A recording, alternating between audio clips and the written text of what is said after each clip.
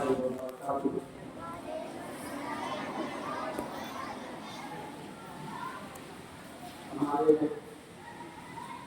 وطن عزیز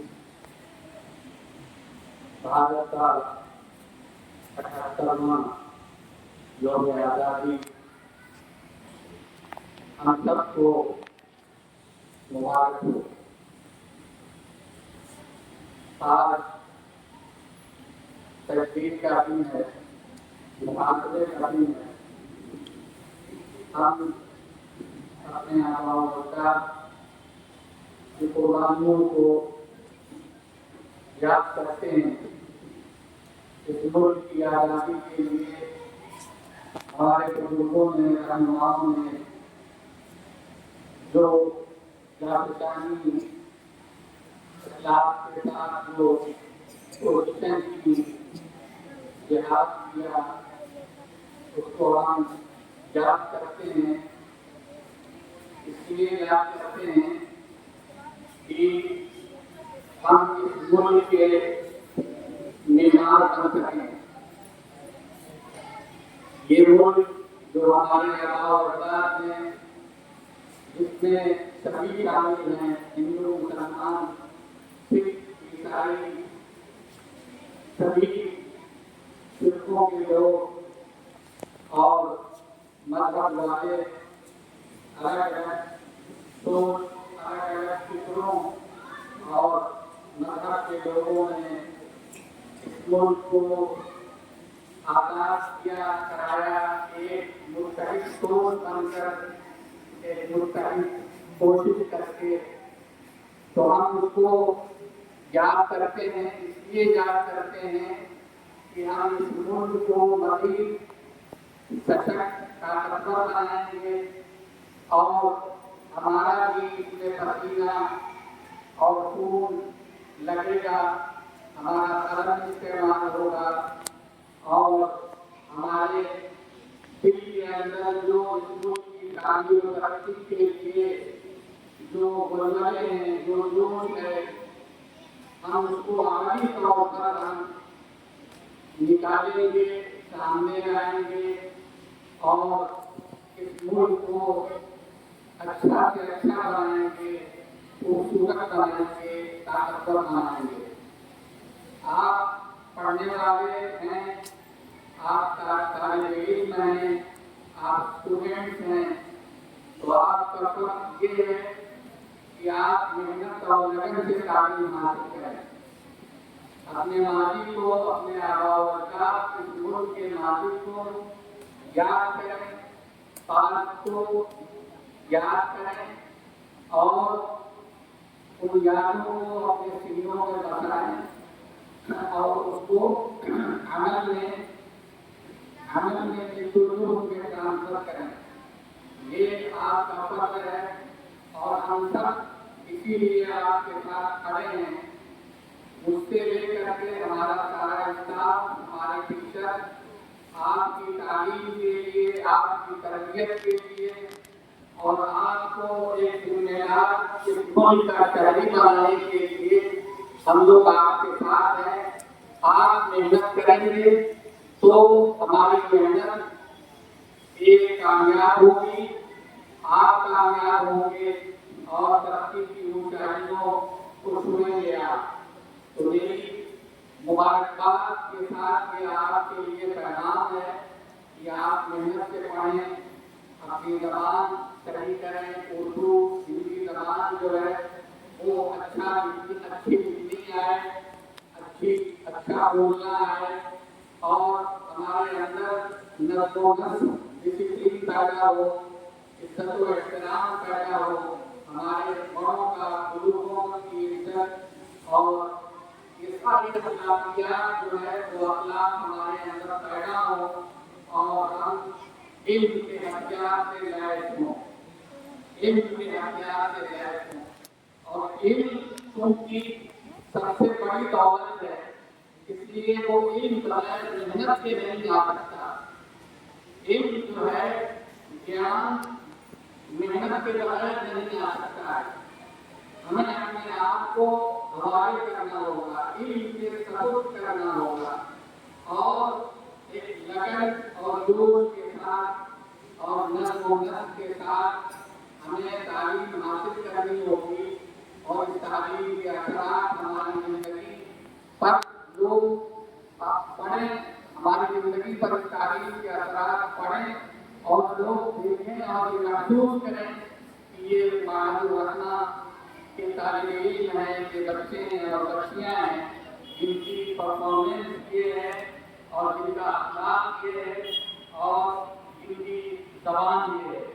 तो हमारी ज़बान खूबसूरत अच्छी होनी चाहिए और कुरान कहता है क़ूलू लिन्नासि हुस्ना, क़ूलू लिन्नासि हुस्ना, लोगों से तुम हुस्न बोलो, ब्यूटी बोलो, सुंदरता बोलो।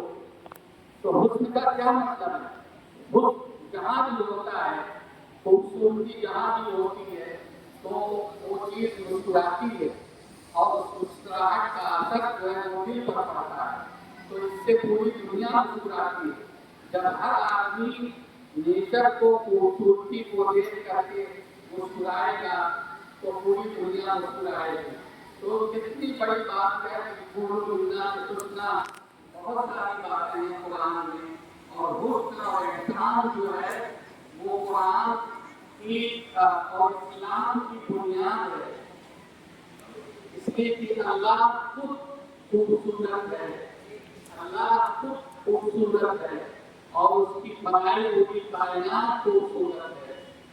पेड़ पौधे, दरिया, समंदर, पहाड़ आप देखेंगे हर जगह से खूबसूरती टपकती है, झलकती है, दिखाई देती है। हमारी निगाहों के सामने बहुत सारे कुदरत के मनाज़िर नहीं हैं।